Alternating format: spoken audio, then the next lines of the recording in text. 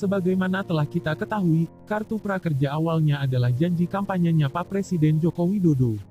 Adapun jumlah yang dianggarkan untuk Kartu Prakerja ini kini diperbesar, yang awalnya dianggarkan Rp 10 triliun, ditambah menjadi Rp 20 triliun pada saat ini setelah pandemi COVID-19. Banyak warga berbondong-bondong mendaftarkan diri. Dalam proses pendaftaran pun tak luput dari masalah. Banyak komplain yang terjadi di akun Instagram resmi Prakerja ini. Mereka mengeluh mulai dari tidak bisa upload foto, akun tidak bisa terverifikasi dan lain-lain. Sejak pendaftaran prakerja gelombang pertama ditutup, atau tepatnya Kamis tanggal 16 April tahun 2020 pukul 16 waktu Indonesia Barat, Kementerian Koordinator Bidang Perekonomian mencatat sebanyak 5,9 juta pendaftar yang melakukan registrasi. Kemudian sebanyak 3,2 juta NIK peserta yang terverifikasi. Dari 3,2 juta NIK, pemerintah kemudian mengantongi 2,06 juta nama yang masuk dalam kriteria di gelombang pendaftaran atau join batch pertama.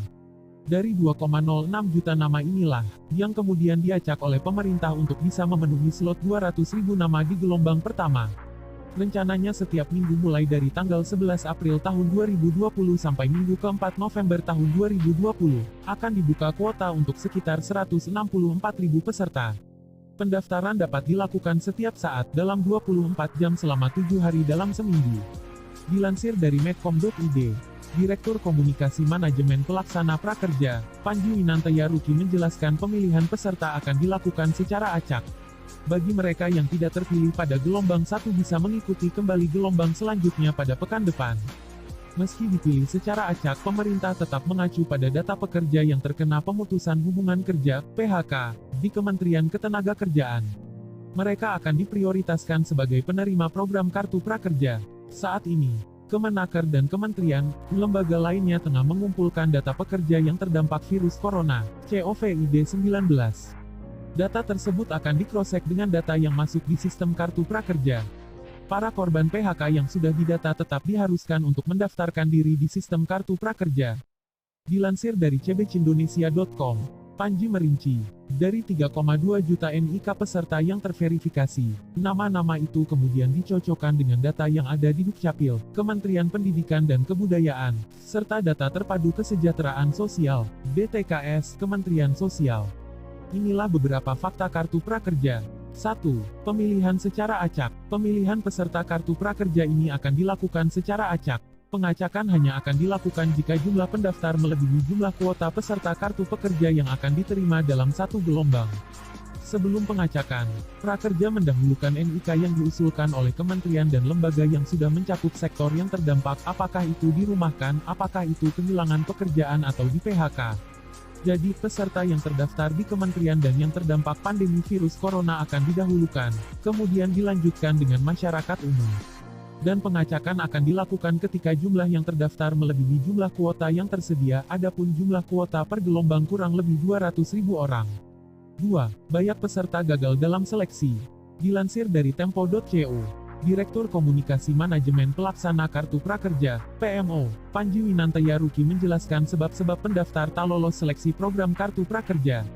Menurut dia, sejumlah pendaftar umumnya menghadapi masalah pada tahap verifikasi.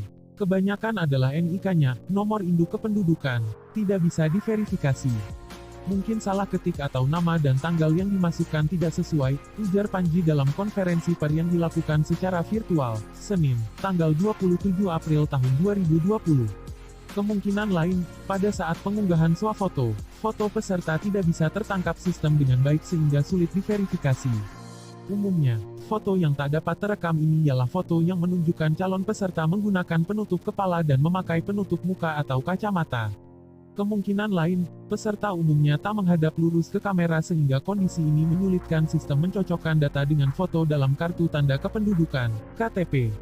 Di samping itu, Panji menuturkan, saat ini jumlah pendaftar Kartu Prakerja jauh melampaui kuota yang disediakan.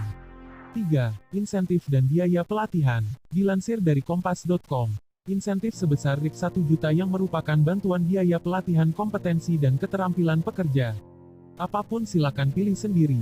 Kalau paketnya masing-masing Rp 200.000 berarti rekan-rekan bisa mengambil sampai 5 modul pelatihan, kata Denny di Graha BNPB. Insentif kedua ialah bantuan yang diberikan usai pelatihan. Setiap anggota akan diberikan RIP 600.000 selama 4 bulan berturut-turut, sehingga totalnya mencapai RIP 2.400.000. Terakhir, insentif sebesar RIP 150.000. Bantuan ini akan diberikan pasca anggota menyelesaikan pelatihan dan mengisi survei evaluasi program Kartu Prakerja. Akan tetapi, nyatanya tidak semulus yang dibayangkan.